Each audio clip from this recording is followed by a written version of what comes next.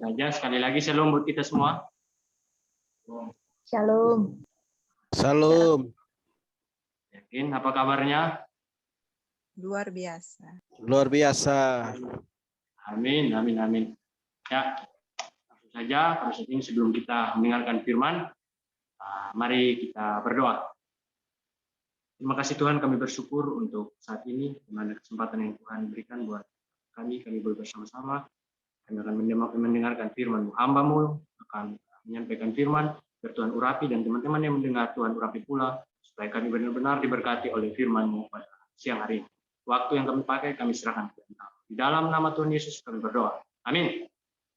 Ya, shalom sekali lagi. Saya sapa teman-teman semua.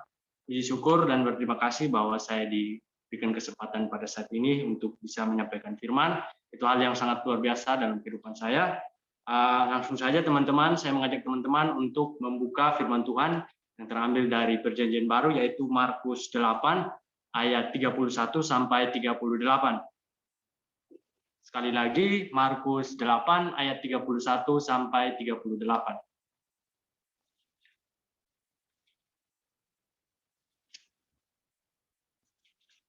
Oke, kalau teman-teman sudah menemukan semuanya, saya membacakan firman Tuhan. Dengan perikop pemberitahuan pertama tentang penderitaan Yesus dan syarat-syarat pengikut Dia. 31, kemudian mulailah Yesus mengajarkan kepada mereka bahwa anak manusia harus menanggung banyak penderitaan dan ditolak oleh tua-tua, imam-imam kepala dan ahli-ahli Taurat, lalu dibunuh dan bangkit sesudah 3 hari. Hal ini dikatakannya dengan terus terang, tetapi Petrus menarik Yesus ke samping dan menegur dia.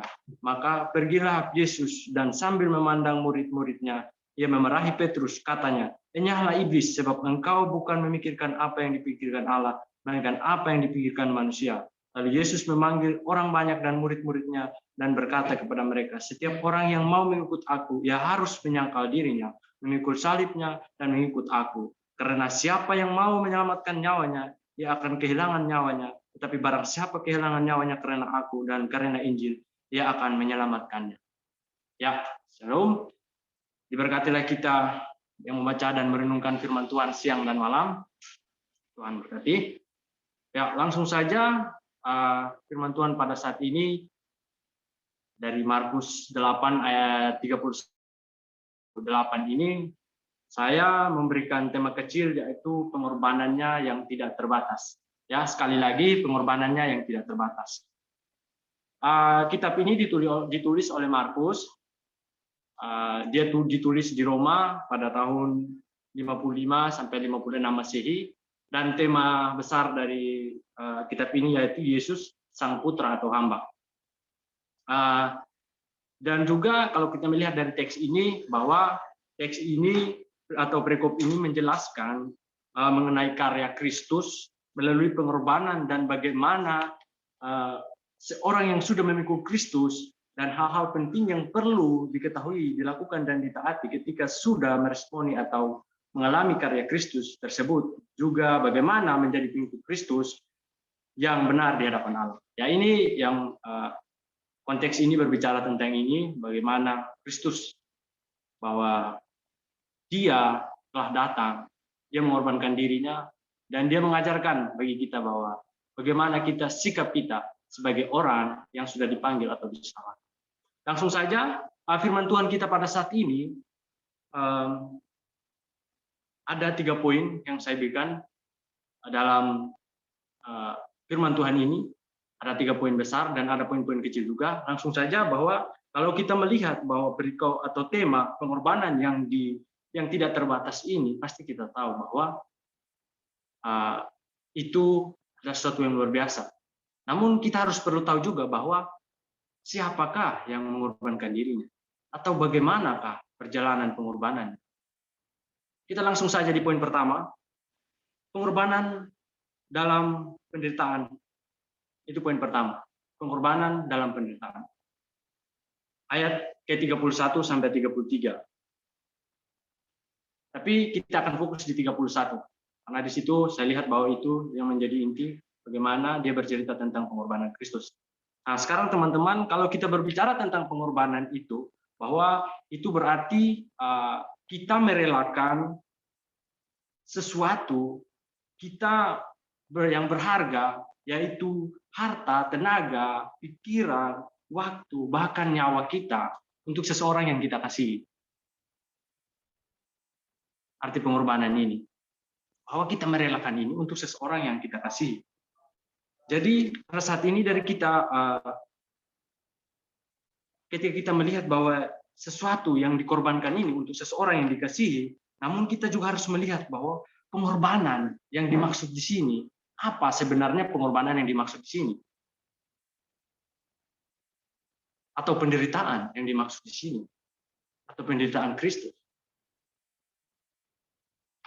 Kalau kita melihat teman-teman, sebelum Yesus itu dia dikorbankan, kalau kita membaca di dalam Roma 3 ayat 25a bahwa Yesus atau Kristus Yesus telah ditentukan Allah menjadi jalan pendamaian karena iman dalam darahnya. Makanya kalau Yesus datang untuk mengorbankan dirinya, karena memang Allah sudah mengutus dia untuk kita. Itu makanya Yesus ada di sini, karena memang Allah sudah mengutus. Tetapi kita akan melihat dari ayat 31 ini ada 3 poin kecil yang penting dan kita harus tahu dari ayat 31 itu tentang pengorbanan dalam penderitaan. Yang pertama yang kita lihat bahwa anak manusia yang menjadi korban. Teman-teman, ini adalah hal yang luar biasa. Kalau kita membaca dalam 1 Petrus 2 ayat 24a, ia sendiri telah memikul dosa kita di dalam tubuhnya di kayu salib. Kita kutip di situ ada satu kata penting bahwa ia sendiri ini adalah anak Allah, yaitu Yesus Kristus, dia yang menjadi korban.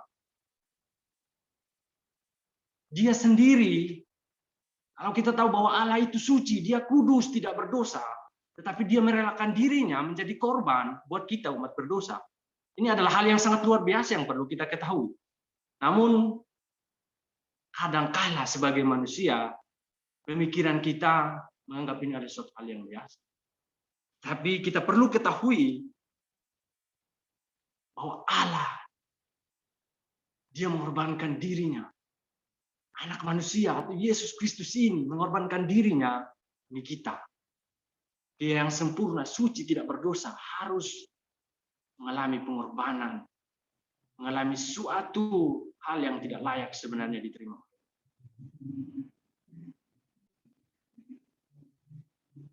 Ini hal yang luar biasa.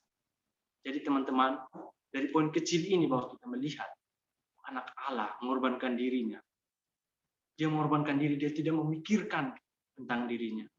Ini adalah bukti bahwa dia mengasihi kita sebagai ciptaan. Dia mengasihi kita, manusia yang sudah berdosa, yang noda. Dia harus menjadi salah satu alat atau korban bagi kita. Pengorbanan, dia mengorbankan dirinya untuk kita, manusia berdosa. Nah, teman-teman, kalau kita sudah melihat bahwa anak manusia yang menjadi korban, terus kita akan melihat lagi bahwa pengorbanan apa lagi yang Tuhan rasakan. Kita melihat yang kedua, poin kecil yang kedua, atau mengalami penolakan dan dibunuh. Itu di ayat 31 jelas di sana, teman-teman. Kalau teman-teman, bahwa kalau kita melihat juga bahwa penderitaan Kristus, ketika dia dari Getsemani, bagaimana dia ditangkap, bagaimana dia itu memikul salib dan mati demi kita, yang luar biasa. Bagaimana dia dicambuk, itu adalah salah bagian-bagian yang dirasakan Kristus, bagaimana dia menderita, penderitaannya bahwa dia itu melewati proses yang banyak, melewati suatu cobaan, rintangan, penderitaan. Sekali lagi dia dicambuk. Kalau kita baca-baca yang lain di kitab-kitab lain bahwa memang bukan hanya dia dicambuk ya, secara kalau kita membaca secara jelas atau secara keseluruhan banyak penderitaan Kristus. Tapi di sini saya mau menjelaskan secara umum bahwa Kristus menderita, dia dicambuk, dia harus mati di kayu salib demi kita, umat manusia. Kalau kita membaca seterusnya di dalam Markus 15 ayat 53 sampai 35. Di sana menjelaskan bagaimana para ahli-ahli Taurat bahwa mereka mencela Yesus. Mereka mencari suatu bukti ketika mereka menangkap Yesus. Mereka mencari saksi-saksi. Namun teman, mereka mencari saksi itu hanya mau supaya Yesus itu disalibkan atau dibunuh. Mereka mencari celah untuk Yesus supaya Yesus itu bisa disalibkan dan dibunuh. Padahal sebenarnya tidak ada kesalahan. Kristus tidak bersalah. Tetapi mereka mencari suatu alasan melalui saksi-saksi dusta. Teman-teman. Yesus mengalami ini.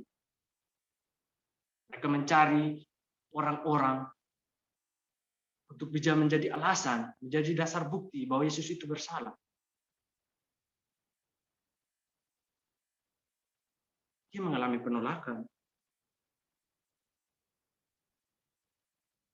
Para penolakan dan para kepala dan ahli Taurat seluruh mahkamah agama, mereka sepakat mencari kesaksian. Kalau jelas di sana teman-teman perlu membaca bahwa kesaksian palsu. Mereka memberikan kesaksian palsu yang tidak memiliki dasar. Kalau palsu berbicara tentang palsu, teman-teman, berarti itu bukan asli. Tidak ada dasar kekuatan.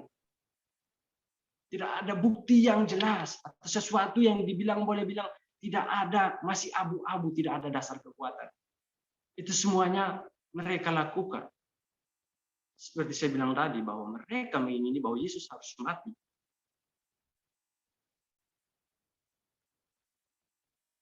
Mereka mencari bukti, mencari saksi. Namun semuanya sia-sia. Karena memang Yesus tidak bersalah.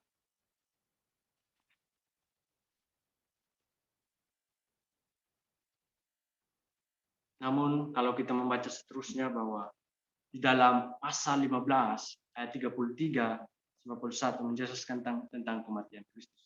Adapun bahwa Tuhan Yesus tidak bersalah, tetapi pada akhirnya juga karena memang Allah mengutus Dia untuk menebus dosa kita melalui pengorbanan nyawanya di kayu salib, akhirnya juga Dia mati. Tapi kematian Kristus bukanlah suatu kematian yang kita lihat atau secara sepele atau sesuatu yang kita anggap itu hanya biasa. Tapi itu adalah hal yang luar biasa, bahwa Dia mengorbankan diri. Adapun mereka menyangka bahwa Yesus mengakui bahwa Dialah anak Allah. Mereka tidak mempercayai kalau teman-teman membaca di pasal 15 ayat 53 sampai 55 dan seterusnya. Tapi Yesus berkata bahwa Dialah anak Allah, bahwa Dialah Yesus. Mereka tidak percaya. Mereka pikir bahwa Dia itu mengada-ngada berbicara sesuatu yang tidak jelas. Ya, teman-teman, kalau kita sudah melihat bahwa itu adalah suatu hal yang luar biasa. Sekarang kita melihat di poin ketiga ini dari bagian pertama, yaitu kebangkitan Yesus dalam ayat 31d. Ia membuktikan bahwa Kristus telah menang. Kebangkitan ini adalah bukti bahwa Ia telah menang atas kuasa maut, dosa dan iblis. Oleh karena itu, kita yang berdosa sudah dipulihkan oleh Yesus kita. Hubungan kita dan Allah dan mengalami perubahan hidup. Hanya bukti Yesus atau kebangkitan Yesus itu membuktikan bahwa kita sudah terlepas dari maut, dosa, dan iblis. Seharusnya kita yang sudah hidup di dalam Kristus, ketika kita sudah melihat karya Kristus, kita meresponi. Maka kita tahu bagaimana sikap kita sebagai orang Kristen. Kita sudah menjadi anak Allah. Dan kita juga sudah menjadi Kristus. Karena memang kita sudah dilayakkan. Dan sudah dirubah. Kehidupan kita yang kemarin berdosa sudah ditebus oleh Kristus. Itu poin kita yang pertama. Terus kita akan melihat bahwa ketika kita sudah ditebus melalui pengorbanan Kristus, Nah, kita akan melihat di poin kedua ini bahwa syarat mengikuti Kristus. Bahwa ketika kita sudah hidup di dalam Kristus, otomatis kita akan mengikuti Kristus. Namun kita tidak lari dari syarat yang dikatakan di poin kedua.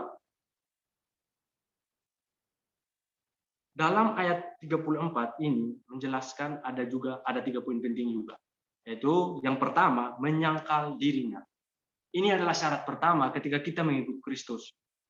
Artinya bahwa menyangkal diri bukan hanya mengakui Yesus sebagai juru selamat di lidah atau mulut, tetapi juga dalam perbuatan. Atau mengesampingkan identitas duniawi dan fokus kepada Kristus. Jadi menyangkal diri ini menjelaskan bahwa bukan hanya sekedar kita mengakui Tuhan sebagai Tuhan dan juru selamat, tapi kita mau menyangkal diri kita bahwa kita sudah hidup terfokus kepada Tuhan.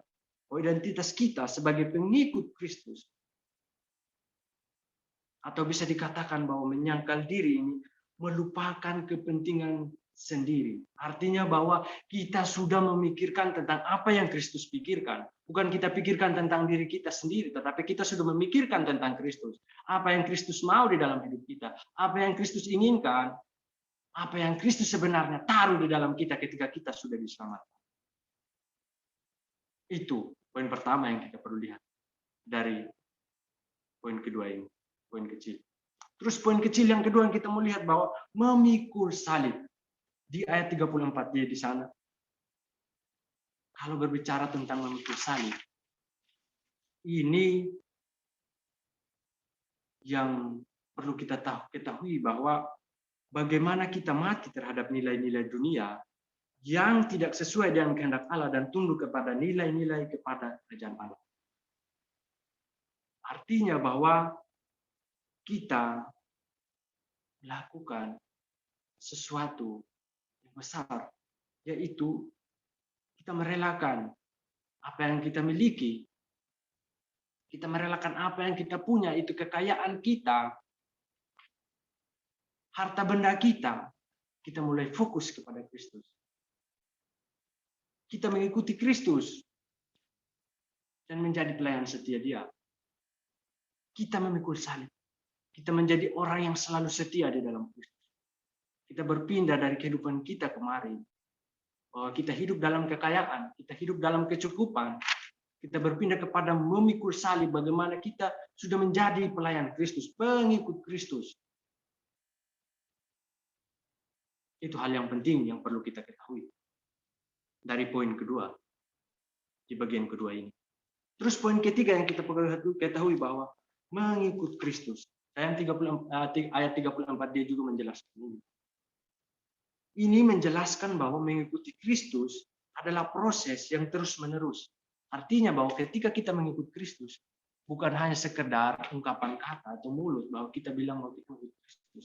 Atau kita hanya menyatakan kepada orang lain, siapa saja bahwa kita mengikut Kristus. Dan ini bukan hanya sekedar sesuatu yang sementara. Tetapi mengikut Kristus ini adalah sesuatu tindakan yang dilakukan untuk selamanya. Bahwa ketika kita memutuskan bahwa kita mengikut Kristus, berarti kita bukan hanya mengungkapkan saat ini atau kita melakukan besok dan lusa atau tahun depan, tetapi seumur hidup kita mengikut Kristus. Itulah syarat-syarat Kristus. Bahwa kita harus setia di dalam Kristus. Bahwa kita harus menyangkal diri. Bahwa kita harus memikul salib. Bahwa kita harus mengikut Kristus. Itu hal-hal penting yang perlu kita ketahui. Terus kita akan melihat, kalau di poin kedua, bahwa kita berbicara tentang syarat mengikut Kristus, namun yang kita lihat di poin ketiga ini, bahwa ayat ke-35 sampai 38 sana, lebih khusus kita mau lihat berani bersaksi. Ketika kita sudah menjadi orang yang menyangkal diri mengikut Kristus, hidup untuk Kristus, maka kita harus berani bersaksi. Karena kita ketahui secara manusia bahwa kadang kita meragukan diri kita. bahwa kita lemah, tetapi kita mau lihat dari firman Tuhan pada saat ini bahwa ketika orang sudah hidup dalam Kristus, maka dia harus berani menyampaikan firman Tuhan, menyampaikan Injil Kristus. Kita akan melihat poin kecil yang pertama, yaitu tidak takut mati. Dalam ayat ke-35 sampai 37 menjelaskan bahwa sebagai orang yang dipakai Tuhan tidak takut mati. Kita belajar dari Paulus. Paulus berkata dalam Filipi 1 ayat 21, karena bagiku hidup adalah Kristus dan mati adalah keuntungan. Ini hal yang luar biasa. Paulus berkata bahwa hidup adalah Kristus, mati adalah. Kenapa dia berkata demikian? Buat apa dia takut? Kalau seandainya dia memberitakan tentang Kristus, bahwa dia juga sudah diselamatkan, percaya dan memperoleh keselamatan. Jadi teman-teman, kita melihat bahwa kematian bukanlah sesuatu hal yang menakutkan, tetapi kematian bukanlah sesuatu hal yang membuat kita ini gentar atau tidak bisa untuk bergerak. Tapi kita mulai berpikir seperti Paulus, bahwa dia melihat kematian adalah suatu hal yang baik. Karena apa? Buat apa kita takut kalau seandainya kita melakukan sesuatu hal yang besar? Bahwa kita menyampaikan Injil Kristus, kita menyampaikan firman Tuhan. Bahwa kita pada akhirnya juga kalau mati adalah masuk surga. Bahwa kita sudah jelas di hadapan Tuhan. Jadi saya mau katakan bahwa kematian bukan hal yang menakutkan lagi. Jangan sampai kita berpikir, oh saya takut mati. Sebagai orang percaya, buang semua sifat-sifat seperti itu. Kata-kata seperti itu. Pemikiran seperti itu bahwa kita takut mati. Tetapi kita mulai merubah pola pikir kita. Bahwa sebagai orang percaya, kita berani menyampaikan Injil Kristus. Itu adalah hal yang luar biasa yang perlu kita lakukan. Itu poin kecil yang pertama yang kita lihat. Tetapi kita akan melihat poin kecil yang kedua bahwa jangan malu menyampaikan. Ya, di dalam ayat ke-38 di sana menjelaskan bahwa sebab barang siapa malu karena aku dan karena perkataanku di tengah-tengah angkatan yang tidak setia dan berdosa ini, anak manusia yang tidak setia dan berdosa ini, anak manusia pun akan malu karena orang itu apabila ia datang kelak dalam kemuliaan Bapanya diiringi malaikat-malaikat kudus. Tapi kita mau lihat satu kata, yaitu jangan malu. Sebagai orang yang percaya, ketika kita sudah berani, orang pemberani bukan dia lagi yang menjadi pemalu.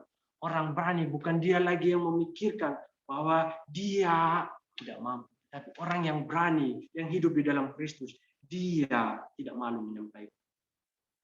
Jangan memikirkan kekurangan kita atau keterbatasan kita.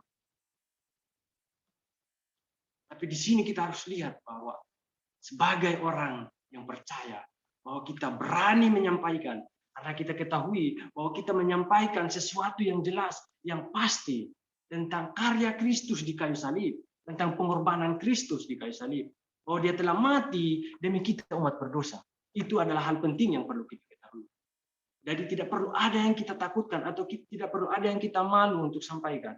Karena kita menyampaikan sesuatu yang luar biasa dan demi kepentingan semua umatnya yang berdosa. Jadi buat apa kita malu menyampaikan Kristus yang telah memberikan kasih karunia-Nya pada kita? Kita diselamatkan.